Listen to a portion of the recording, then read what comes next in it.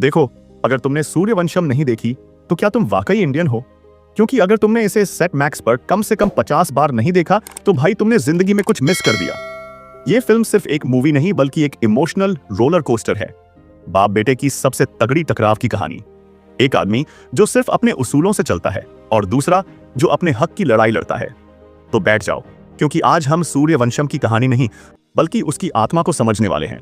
और हाँ, वीडियो के एंड में एक सवाल पूछूंगा, तो ध्यान से देखना।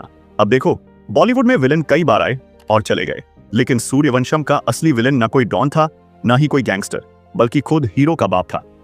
रुतबा ऐसा कि लोग इज्जत में सिर झुका दें, रौब ऐसा कि पूरा गांव उसकी बात मानता है, लेकिन दिल इतना कठोर कि अपने ही बेटे को कभी अपना नहीं सका। अब सोचो, बाप का ही बेटा अगर उसके लिए शर्मिंदगी बन जाए तो वो बेटा आखिर करे क्या? भोला भाला, मेहनती और दिल का अच्छा इंसान, लेकिन उसके अपने ही घर में इज्जत नहीं थी क्योंकि वो अनपढ़ था। अब सोचो, किसी को सिर्फ इसलिए रिजेक्ट कर देना क्योंकि वो पढ़ा लिखा नहीं है। यही हीरा की सबसे बड़ी हार थी और यही इस कहानी की सबसे बड़ी ट्रेजेडी, जब हीरा को अपने ही घर से निकाल दिया गया। अब देखो, कभी कभी जिंदगी तुम्हें वो सिखा देती है जो तुम्हारे अपने नहीं सिखाते। हीरा राधा से शादी करने वाला था, लेकिन जब राधा को पता चला कि हीरा अनपढ़ है तो उसने शादी से मना कर दिया। और यहीं पर हीरा की जिंदगी का सबसे बड़ा झटका लगता है। लेकिन किस्मत देखो, बाद में वही राधा हीरा से शादी के लिए तैयार हो जाती है। और जैसे ही ये बात ठाकुर भानु प्रताप के कानों में जाती है, वो गुस्से में लाल हो जाते हैं। और फिर आता है सबसे बड़ा इमोशनल मोमेंट। एक अनपढ़ आदमी हमारी इज्जत नहीं बढ़ा सकता, वो सिर्फ हमारी शर्मिंदगी।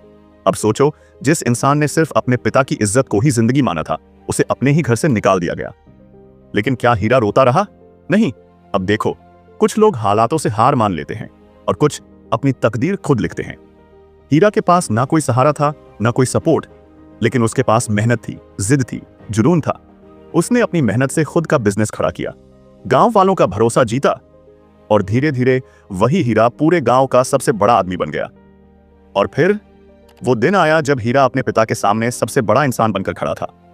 लेकिन क्या ठाकुर भानु प्रताप ने उसे अपनाया? नोप, क्योंकि जिद और परंपराएं इंसान की सोच को कुंद कर देती हैं।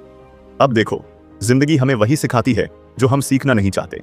ठाकुर भानु प्रताप बीमार पड़ते हैं और अस्पताल में भर्ती हो जाते हैं। अब सवाल यह था, क्या हीरा अपने पिता की देखभाल करेगा बिना किसी गिले शिकवे के? हीरा अपने बाप की सेवा करता है, दिन रात उनके लिए खड़ा रहता है। और जब ठाकुर साहब को एहसास होता है कि असल में हीरा ही उनका असली वारिस था, तो वो अपने बेटे को गले लगा लेते हैं। और बस, वो सीन देखने के बाद कोई भी आदमी अपने आंसू रोक नहीं सकता। सूर्यवंशम एक कल्ट क्लासिक क्यों है? अब देखो, सूर्यवंशम एक फिल्म नहीं बल्कि एक सबक है। इज्जत खून से नहीं, मेहनत से मिलती है। बेटे का संघर्ष पिता की जिद से बड़ा होता है। नाम से नहीं, काम से पहचान बनती है। और यही वजह है कि आज भी लोग इस फिल्म को देखते हैं, इससे सीखते हैं। अब एक सवाल आप सबके लिए, अगर आपको हीरा सिंह और ठाकुर भानु प्रताप में से किसी एक की सोच चुननी हो तो आप किसका पक्ष लेंगे? कमेंट में बताओ। और वीडियो पसंद आया हो तो लाइक, शेयर और सब्सक्राइब करना मत भूलना, क्योंकि फिल्मी सेन पर बॉलीवुड की हर कहानी सबसे बेहतरीन अंदाज में सुनाई जाती है।